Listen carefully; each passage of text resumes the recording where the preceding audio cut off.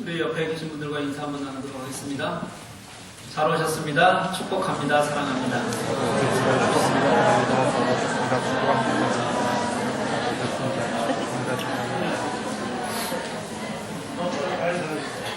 네, 이제 한결 얼굴들이 밝아지셨습니다.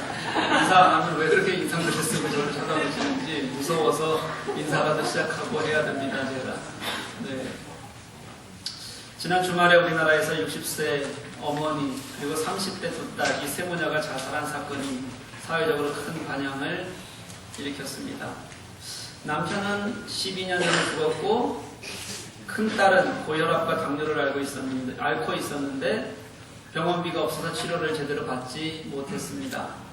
동생은 언니를 돌보면서 이런저런 아르바이트를 하다 보니까 벌이가 신통치 못했다고 합니다. 그래서 어머니가 식당에서 일하며 생계를 책임지는 것이 전부였는데 그 어머니가 넘어지셨어요. 그래서 일을 못 나가게 되면서부터 생계가 어려워진 것 같습니다. 그래도 남에게 패기치기는 싫어하는 성격들을 가진 사람들이라 고생하면서 얼마를 버티다가 결국은 주인집 아주머니에게 70만 원을 남기고 봉투에는 죄송합니다. 마지막 집세와 공과금입니다. 정말 죄송합니다. 딱 이렇게만 써놓고 세모녀가 자살을 했습니다. 조금만 도움을 받았더라면 다시 일어설 수 있을 만한 그런 사람들이었지만 복지의 사각지대에 놓여져 고민하다가 미안하다는 말 한마디 남기고 그들은 그렇게 세 사람이 생을 마감한 것입니다. 마지막 영수 중에 보니까 600원짜리 번개탄 2개, 1,500원짜리 숯 하나, 20원짜리 편지 봉투 하나, 이렇게 죽음을 준비한 흔적만이 마지막 영수 중에 남아 있었다고 합니다. 안타깝고 슬픈 일입니다. 이런 사건들이 자꾸 벌어질 때를 보면 우리나라는 참 착하지 못한 나라다라는 생각이 듭니다. 복지 시스템도 착하지 못하고 나누려는 마음들이 없는 우리 사람들의 마음도 착하지 못한 것이 맞는 것 같습니다. 여러분 어떻게 여러분들은 착하십니까? 오늘은 착한 것에 관한 말씀이에요. 성령의 열매 6번째 양선입니다. 6번째라는 것은 이 앞에 이미 5개를 했다는 것이죠. 5개가 무엇이었는지 혹시 여러분들 기억하십니까? 오직 성령의 열매는 사랑과 희락과 화평과 오래 참음과 자비와 양선과, 오늘이 양선이니까 그 앞에 거 5개가 그러면 어떻게 되죠? 사랑, 희락, 화평, 오래 참음, 자비, 이렇게 됩니다. 그런데 여러분들 이렇게 5번에 걸쳐서 이미 중간에 다른 것을 했기 때문에 거의 2달에 걸쳐서 우리가 이 성령의 열매에 대해서 같이 나누고 있는데 여러분들은 성령의 열매를 맺으려고 노력하고 계십니까? 어떻게 하는 것이 성령의 열매를 맺어가는 것인지 혹시 설교에서 들었던 내용이라도 여러분들 기억하고 계시나요? 기억하시나요? 예. 진짜 기억하세요?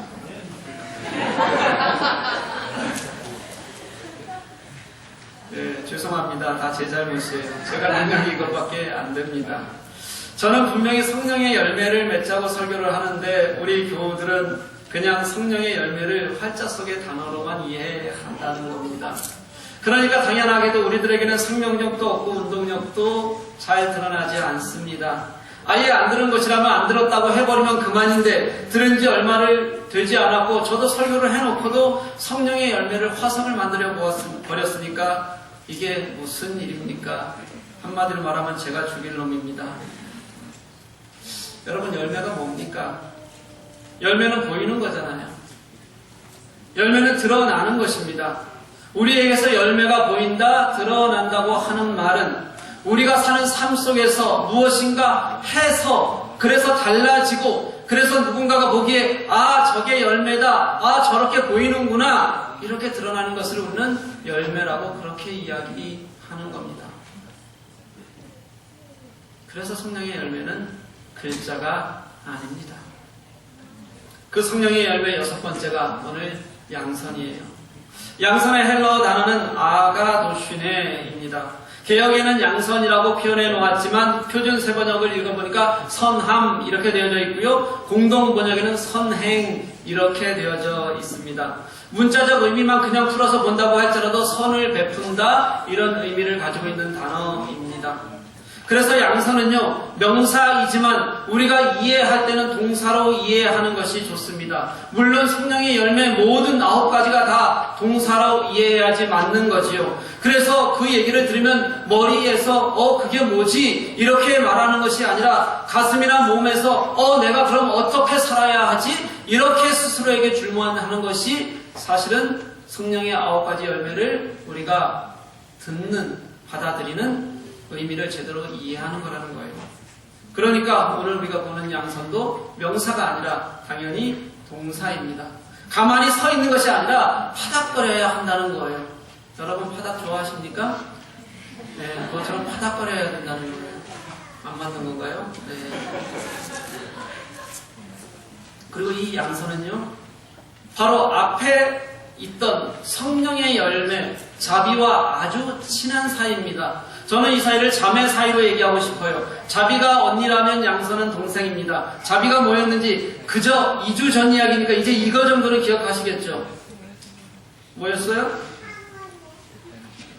자비는 예수님이 그러셨던 것처럼 우리가 불쌍히 여기는 마음을 가지고 예수님이 그렇게 그 사람들을 찾아가셨던 것처럼 우리도 같이 아파하는 마음으로 그 사람들을 품고 같이 아파하자. 이게 자비였습니다.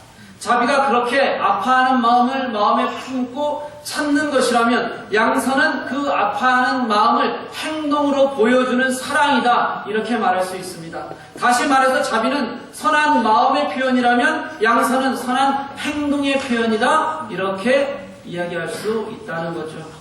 예수님께서는 늘 아파하는 마음을 가지셨고요. 그리고 마음만 가지셨던 것이 아니라 그 마음을 가지고 그들을 위해 일하셨어요.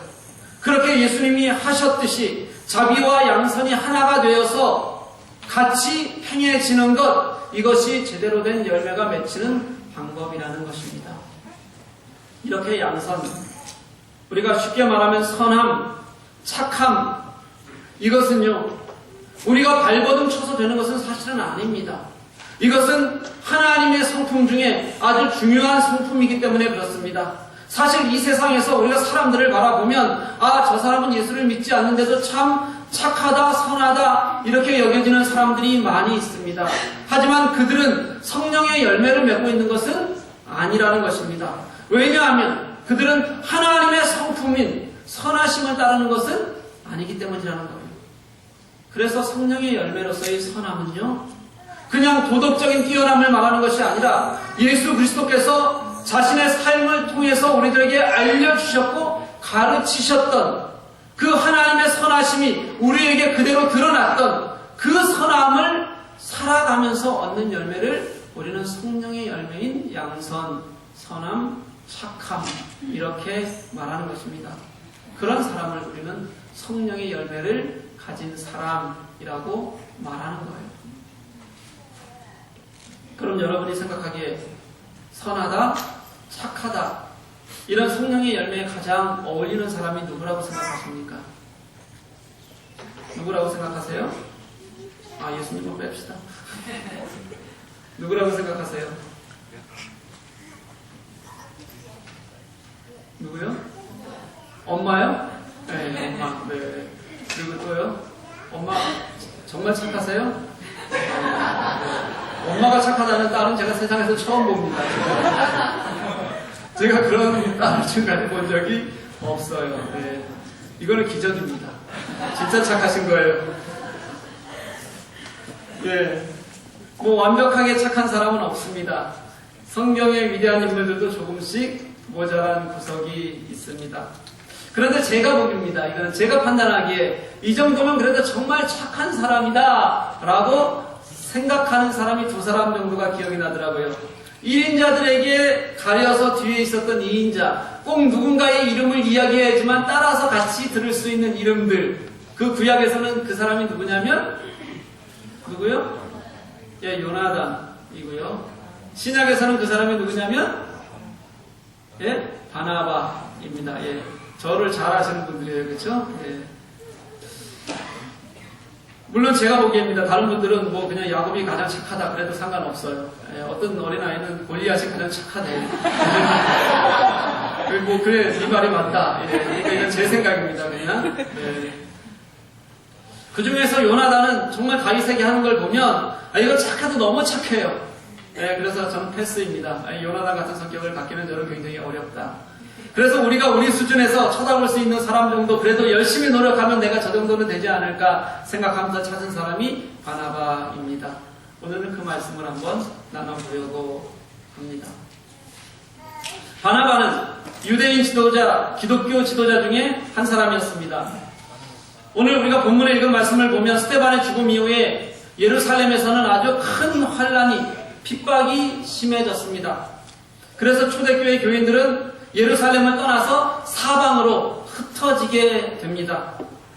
그렇게 흩어졌던 사람들이 북쪽으로 올라가서 가나안을 막 벗어나서 수리아의 첫 지역인 이 안디옥에도 사람들이 가게 되고 거기에서도 말씀을, 복음을 전하게 됩니다. 그런데 하나님의 은혜가 컸던 것인지 그렇게 해서 안디옥 교회가 생기게 되고 안디옥 교회가 크게 성장을 했어요. 이 사람들을 제대로 가르쳐야겠다 생각해서 예루살렘에서 파송한 사람이 바로 목회자가 바나바입니다.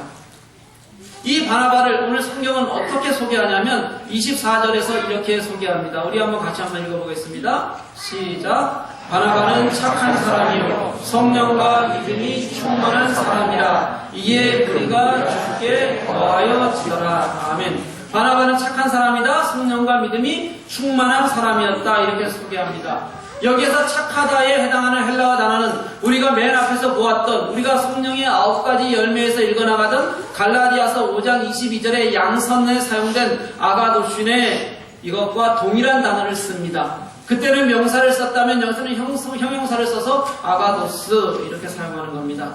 그러니까 양선이나 착한 것이나 우리말 번역은 다르지만 그렇지만 동일한 단어를 사용하고 있어서 그 의미도 같다. 그런 뜻이 됩니다.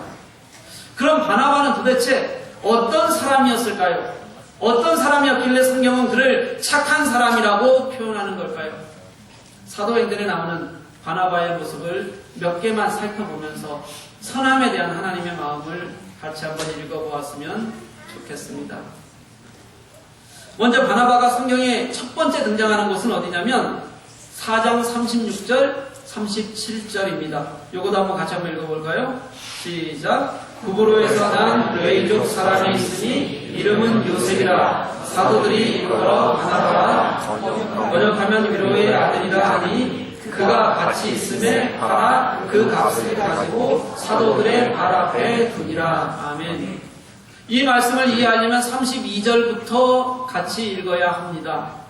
오순절 성령 강림 사건이 있은 후에 초대교회에 사람들이 많이 몰려들었어요. 이들이 몰려들다 보니까 그 중에는 가난한 사람들도 너무너무 많았습니다. 이 가난한 사람들, 교회에 오는 사람들을 그들이 함께 하기 위해서 그들이 했던 것이 뭐냐면 초대교회 성도들이 자기의 것을 아끼지 않는 거예요. 그래서 밭을 팔고 집을 팔아서 가난한 이들을 돕는 일이었습니다. 이런 일이 교회 안에 넘쳐났어요. 그런 일에 바나바도 함께 동참했다는 것입니다. 자기의 것을 팔아서 사도들의 발 앞에 두었다. 그런데 바나바는 사실은 그것으로만 얘기할 수 있는 사람은 아닙니다. 그게 다가 아니라 바나바는 그 일을 동참하기도 전에 이미 다른 사람을 잘 위로하는 사람이었다. 위로할 줄 아는 사람이었기 때문에 그의 이름이 원래는 요셉이었는데 하나의 별명을 받게 돼요. 새로운 이름을 사람들이 붙여주는데 사도들이 붙여주는데 그 이름이 뭐라고요? 바나바. 그리고 그 뜻이 위로를 잘하는 사람, 위로하는 사람 이런 뜻이었다는 거예요. 바나바는 이렇게 위로할 줄도 알고 또 자신의 것을 내어놓아서 나눌 줄도 아는 사람이었습니다. 그게 바나바가 착한 사람으로 불릴 수 있는 첫 번째 이유였다는 거예요. 바나바는 원래 레위 족속에 속한 사람입니다. 레위 족속에 속한 사람이었으니까 얼마나 율법에 잘 매여 있었겠습니까? 그런 바나바가 사람들을 위로하는 사람이 되었다, 사람들의 마음을 읽을 수 있었다는 것은요, 아마 자신이 지금까지 알고 있었던 것들을 다 버리고 속이 뒤집혀지는 그런 치열한 체험을 했다는 말일 겁니다. 그래서 그는 용기를 북돋우어서 회복하게 한다는 자신의 이런 그 뜻대로 다른 사람들을 세워주고 회복시키고 그리고 든든히 설 수 있도록 다른 사람들을 함께 도왔다는 거예요. 율법에 매여 있던 그런 바나바가 어떻게 그런 일들을 할 수 있었겠습니까?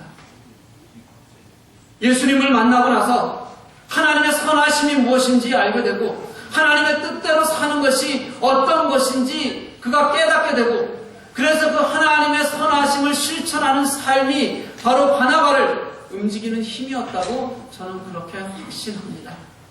사랑하는 성도 여러분, 우리에게 있어서 이 착함은요, 하나님의 선하심을 바로 깨달을 때 얻을 수 있는 은혜입니다. 그리고 그 은혜를 우리의 삶으로 맺어가는 열매가 그게 우리들에게는 착함이라는 거예요. 마태복음 19장 17절에서 예수께서 이르시되 어찌하여 선한 일을 내게 묻느냐, 선한 이는 오직 한 분이시니 이렇게 말씀하세요. 선은 근본적으로 우리 인간의 것이 아니라 하나님께 속한 것입니다. 그래서 하나님의 선하심을 고백하고 그리고 그 안에서 내가 다시 깨닫는 선이 아니고서는 누구도 선하다고 말할 수도 없고 선할 수도 없는 거예요. 그래서 초대교회 사람들은 성령의 임재가 있고 나서 그들에게 가장 큰 열매로 가장 먼저 드러난 것이 서로 나누면서 필요한 것들을 나눠줄 수 있고 돌아보는 마음을 갖는 그런 착한 행실이었다는 거예요.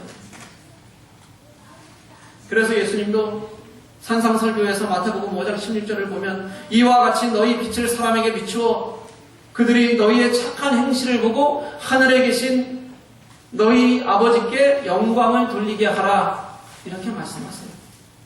선하다는 것, 착하다는 것, 이것은 하나님께로부터 오는 깨달음이어야 하고요. 그리고 이어서 착한 행실이 있어야 하고요. 그래서 열매로 드러나는 것이 바로 착함입니다. 다시 한번 여러분에게 묻습니다. 여러분은 착하신가요? 우리 교회 성도님들은 착하다는데 대답 못하십니까? 다시 한번 볼게요. 여러분 착하십니까? 네. 착함은 말로만 되는 것은 아닙니다. 그냥 어렴풋이 나는 그래도 이 정도면 착해 이렇게 생각하는 사람들이 여기 앉은 사람들 중에서 99%예요. 자기가 안 착한 거는 자기만 몰라요. 그래서 전부 다 자기는 착하다고 생각해요. 나는 그래도 덜 착하다고 생각하는 사람 한 사람 정도는 이 안에 혹시 있을지 모르는데 그 사람이 가장 양심적인 사람이에요. 우리가 착하다는 것을 우리는 어떻게 생각하냐면 남에게 피해를 입히지 않는 것, 그냥 다른 사람을 안 된 마음으로 이렇게 보아주고 너그럽게 보아줄 수 있는 것, 이 정도면 나는 착해. 우리는 이렇게 생각하면서 살아갑니다. 그런데 실제로 보면 그렇게 마음만 착하다고 할 때 그 착함은 다른 일을 위해서는 어떤 것도 하고 있지 않은 경우가 굉장히 많아요. 분명히 나는 착하다고 생각하는데 마음은 늘 너그럽고 아파하는 마음이 있는 것 같은데 어떤 일도 하고 있지 않다는 겁니다. 우리가. 그래도 나는 착하다고 분명히 생각해요.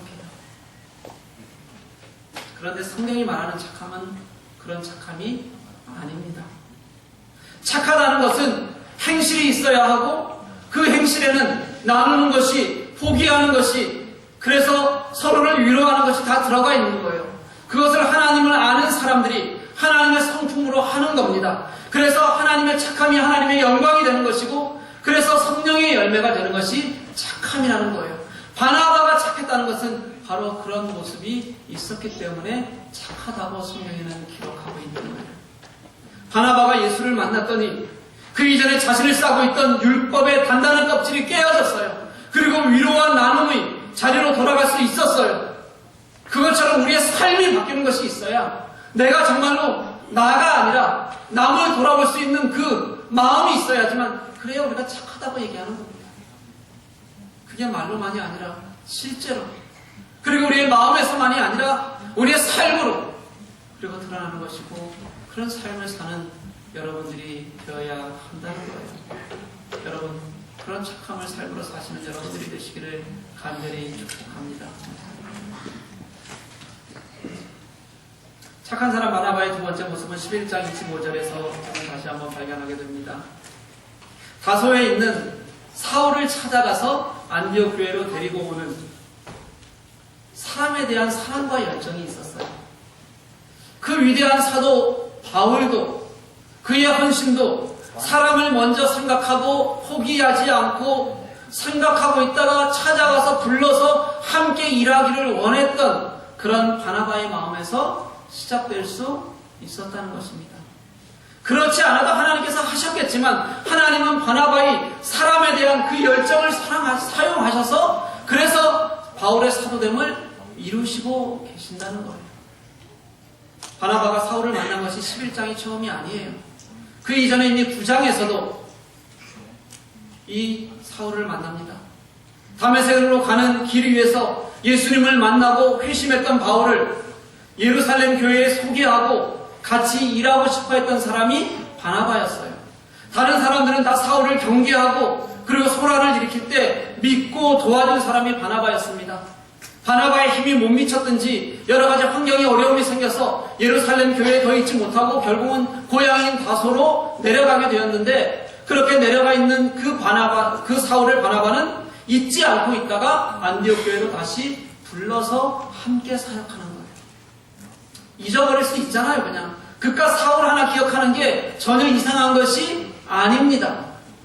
하지만 바나바는 사람에 대한 열정이 있었어요. 예수를 만났던 사람, 예수로 인해서 변화된 사람, 예수로 함께 일할 수 있는 사람, 예수님이 사랑하셨던 사람, 그런 사람들을 생각하는 열정이 그것이 바나바를 착한 사람으로 불리게 하는 힘이 되고 있다는 것입니다.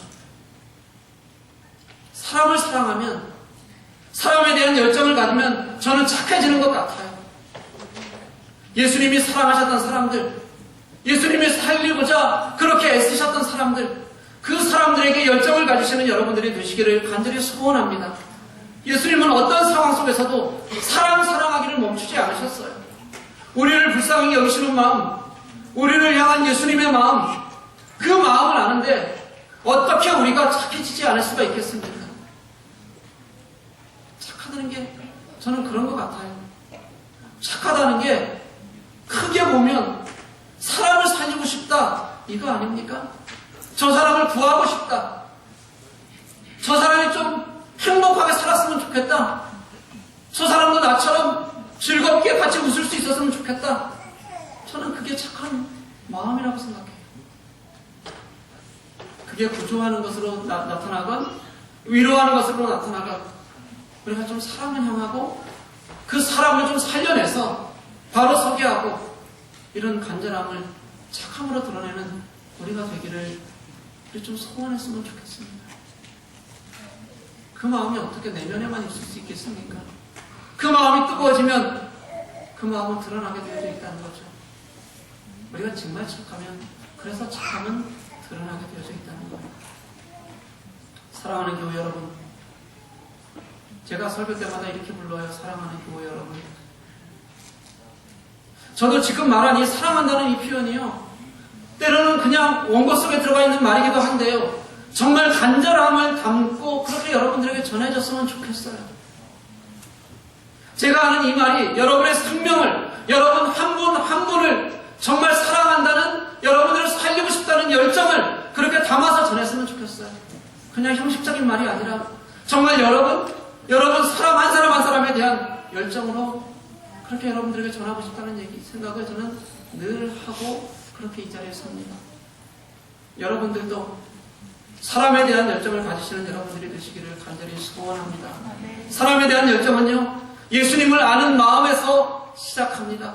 예수님이 내게 하신 일을 정말 가슴으로 온전히 고백하는 것에서 저는 가능하다고 생각해요. 그래서 그것이 나의 입장에서가 아니라 상대방의 입장에서 상대방을 생각하는 것에서 삶으로 드러나는 것으로 그렇게 우리는 일할 수 있을 거예요. 선하다는 것, 착하다는 것, 이것이 삶으로 드러나려면 내 생각이 아니라, 내 입장이 아니라 상대방의 입장에서 우리가 생각하고 그들을 품어주고 그들을 다시 한번 돌아볼 수 있는 그런 마음을 가져야 된다는 거예요. 사람은 생명입니다. 세상에 있는 다른 것이 아니라 사람에 대한, 생명에 대한 열정을 갖는 여러분들이 되시기를 간절히 소망합니다. 착한 사람 바나바의 마지막 모습은요, 가능성에 대한 신뢰를 가지고 품어주는 것이었어요. 사도행전 15장 37절을 보면 2차 전도 여행을 떠나기 전에 바나바의 모습이 나옵니다. 이때 바나바는 마가를 데리고 가고 싶어하고 바울은 데리고 가기 싫어서 반대를 합니다. 이 이야기를 제대로 이해하려면 1차 전도 여행으로 거슬러 올라가야 이해가 됩니다. 이 마가는 1차 전도 여행 때 바울과 바나바와 함께 전도 여행을 떠났던 동역자였습니다. 그런데 이 마가가 고생을 해본 적이 없어요. 그냥 귀공자로 자랐습니다. 그러니까 전도 여행이 얼마나 힘들었겠어요. 구브로 섬을 지나서 밤빌리아의 버가라는 곳에 도착하자마자 그곳에서 떠나서 다시 예루살렘으로 돌아가 버렸습니다. 바울은 그게 너무 마음에 안 들었어요. 제가 지금 간다고 나섰다가 또 가다가 어디 가서 돌아가 버리면 나 열받아서 안 될 것 같아. 쟤 못 데려가. 이게 바울의 생각이었습니다. 그런데 바나바는 그럼에도 불구하고 데리고 가자고 요청을 해요. 결국 그 이유 때문에 바울과 바나바가 헤어지게 됩니다. 마가는 그렇게 사실은 도움이 안 되는 인물이었어요. 그런데 바나바는 왜 그렇게 도움도 되지 않는 인물인 마가에게 기회를 주고 싶어 하는 겁니까? 이유가 있지 않겠어요? 바나바는 그때의 그 사건보다는 지금 바라보는 그 마가의 가능성과 그 마가가 할 일에 대해서 품어주는 마음을 가지고 있었기 때문에 그렇다는 거예요. 1차 여행 때 힘들다고 도망갔던 아이가 2차 전도 여행 때 와서 또 가겠다고 나섰단 말이죠. 그 이야기는 이전과는 다르게 그 마음에 변화가 생겼다는 그런 의미일 겁니다. 당장 지금 보기에는 또 더 어려 보이고 불안해 보이지만 바나바는 그 마가가 새로운 다짐을 했고 가능성을 가지고 있는 사람이라는 것을 보았고 그래서 그를 품을 수 있었다는 것입니다. 바나바가 그렇게 품어주었던 마가가 나중에 어떻게 되었을까요? 가장 먼저 쓰여진 복음서, 그 복음서의 저자가 마가입니다. 이 마가복음은 예수님의 따뜻한 손길, 예수님이 얼마나 사람들을 불쌍히 여기셨는지, 얼마나 잘 품어주셨는지, 그 예수님이 바라봐 주시는 그 예수님의 마음을 아주 잘 표현한 그런 복음서입니다. 사복음서 중에서 예수님의 마음이 아마 가장 간절하게 표현된 말씀이 아마 마가복음일 거예요. 그만큼 마가는 다시 회복이 되었고 그리고 예수님의 마음을 아는, 품어주시고 바라봐주시고 우리와 함께하기를 원하시는 그 예수님을 온전히 경험했다는 뜻이 됩니다. 그것이 바로 바나바가 신뢰하고 품어주고 함께했던 시간들에서 시작되었던 거예요. 사랑하는 교회 여러분, 착한 것은요, 우리가 착함을 사용하지 않는 것은 아끼는 것이 아니라 버리는 것입니다. 우리는 하나님의 성품을 사용하라고 우리들에게 주신 하나님의 성품을 우리는 버리고 있다는 거예요. 그러고도 우리는 잘 몰라요. 아무렇지도 않습니다. 우리 서로 품어주고 기다려주는 그런 성도들이 되십시다. 그리고 우리 같이 다독여 주십시다. 그게 착한 거예요. 옳고 그름의 문제가 아닌데도 우리는 그것조차도 못 기다려요. 그것조차도 못 품습니다. 예수님께서는 우리의 옳지 않은 모습에도 품어주셨잖아요. 그 예수님께서 만약에 우리를 기다려주시지 않았다면요, 예수님께서 우리를 품어주시지 않았다면 그 예수님이 우리에게 손 내밀어 주시고 우리의 손을 잡아주시려고 그렇게 하지 않으셨다면 지금의 우리가 있겠습니까? 참아주면, 그리고 품고 기다려주면, 예수님의 마음이 우리들에게서 그렇게 드러나면 그게 하나님이 일하시는 방법이라고 저는 확신합니다. 그런 마음으로 우리 서로 좀 착하게 바라봐 주셨으면 좋겠어요.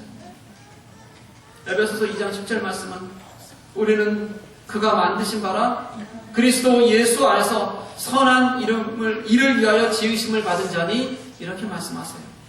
우리는 선한 일을 위하여 지음을 받았습니다.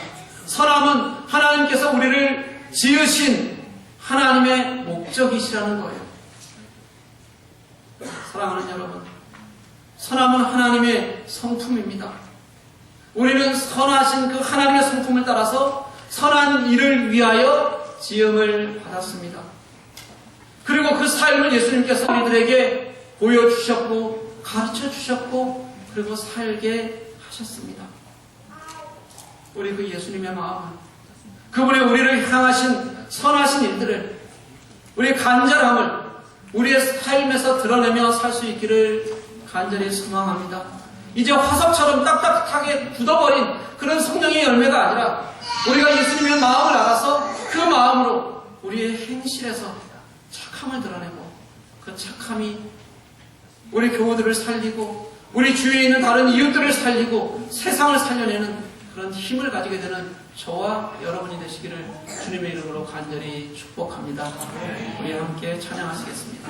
우리 마음으로 예수님의 마음을 닮아 우리가 착하게 살기를 마지막에 우리 함께 찬양하십시다. 내 삶의 소망